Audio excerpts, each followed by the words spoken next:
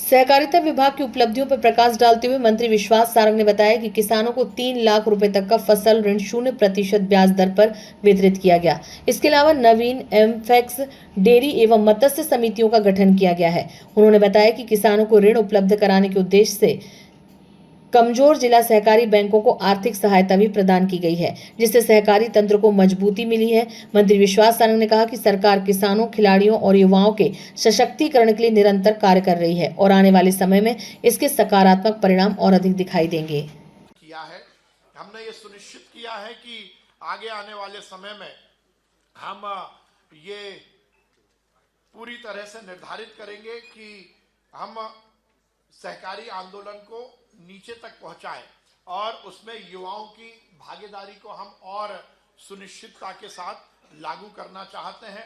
मुझे ये बताते हुए बहुत प्रसन्नता है कि हमने विगत वर्ष में हमारी जो कोऑपरेटिव सोसाइटी का जो लगभग 54,000 है मध्य प्रदेश में, उसका जो ऑडिट है वो ऑनलाइन हमने किया है। देश में हमने नंबर 1 पर आने में इसमें सफलता अर्जित की है। सहकारी आंदोलन नीचे तक पहुंचे, सहकारी आंदोलन के माध्यम से गांव की और शहर की इकोनॉमी और अच्छी हो, किसानों को उनकी खेती में और फायदा हो, उसको लेकर हम पूरी तरह से काम कर रहे हैं। खाद को लेकर मुझे मालूम है आप कुछ ना कुछ प्रश्न पूछेंगे, तो मैं खाद के विषय में जरूर बोलना चाहता हूं। खाद के डिस्ट्रीब्यूशन को लेकर हमने लगातार बहुत अच्छा काम किया है। हमारी संस्था मार्कफेड में देश में पहली बार एडवांस स्टोरेज की जो व्यवस्था की, उससे खाद का बहुत सरलीकरण हमने किया है।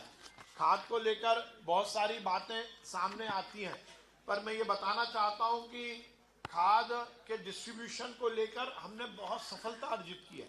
यदि आप 2003 और 2004 के आंकड़े और आज के आंकड़े देखेंगे तो आपूर्ति में और खपत में जबरदस्त अंतर आया। पहले केवल मध्य प्रदेश में 2003-04 में 9 लाख मैट्रिक टन ही खाद का वितरण होता था और अब हमने उसको बढ़ाकर लगभग 41 लाख मैट्रिक टन किया है। और ये एक बड़ी बात है कि जिसका लगभग 70% हम डिस्ट्रीब्यूशन कोऑपरेटिव सेक्टर से करते हैं। ये पूरा कोऑपरेटिव का लगभग ये तो 41 लाख केवल कोऑपरेटिव का है। और हम पूरे प्रदेश में जो डिस्ट्रीब्यूशन होता है उसमें 70% हम केवल कोऑपरेटिव सेक्टर से करते हैं। और ये जो खबरें आती है इसमें कोऑपरेटिव से जुड़ी हुई एक भी खबर नहीं है। सहकारिता के माध्यम से हम खाद का डिस्ट्रीब्यूशन बहुत जबरदस्त करते हैं। पर उसके साथ ही मोहन सरकार हर समय समस्या को हल करने वाली सरकार है। मोहन सरकार हर समय नवाचार करने वाली सरकार है।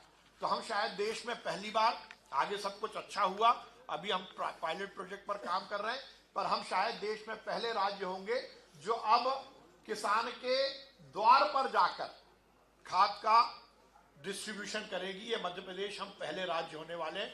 और हमने ई विकास योजना के माध्यम से इसका पायलट प्रोजेक्ट शुरू किया है और हम ये सुनिश्चित करेंगे कि अब खाद हम किसान के दरवाजे पर जाकर उसको डिस्ट्रीब्यूट करें। हम ये कुछ 2 साल की मैंने दोनों